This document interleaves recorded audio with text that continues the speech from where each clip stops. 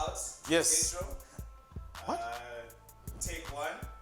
Wait, out intro. What? Yes. What? No intro. What am I talking about? What? 2018? Oof.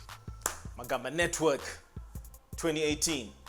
We managed to get most of our successes from the collaborations we secured with a lot of the So 2018 was an election year.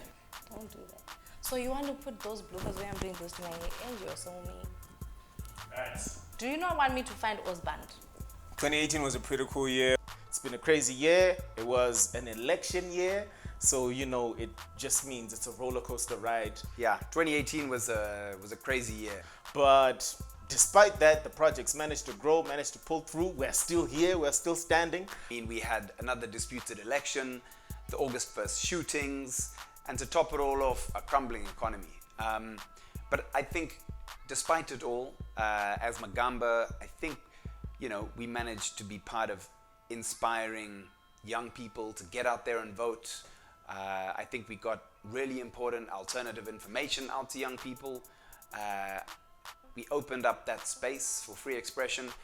And most importantly, hopefully, we got people to laugh about the crazy situation that we're in. But we'll let the project officers get into that. Peace.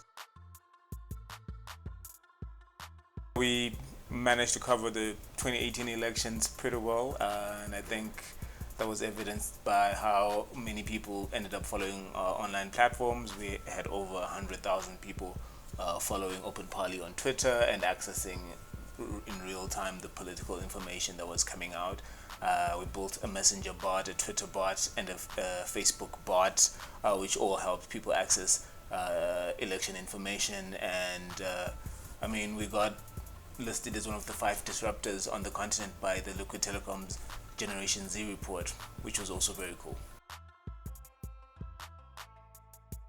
Looking back at the content that we produced as the Feed ZW, 90% of it had a youth focus, and it was produced using smartphones.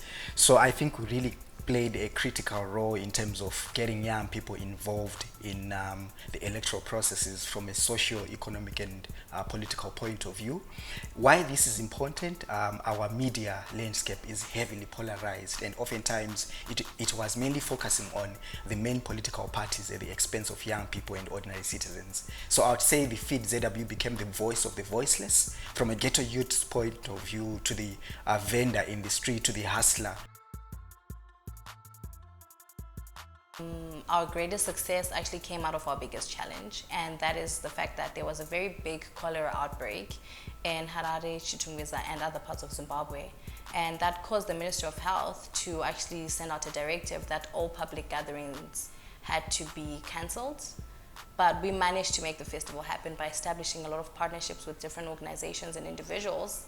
And we raised awareness about cholera and gave out things like hand sanitizers at all our sites during the course of the festival. And yeah, it was pretty crazy, but it was great.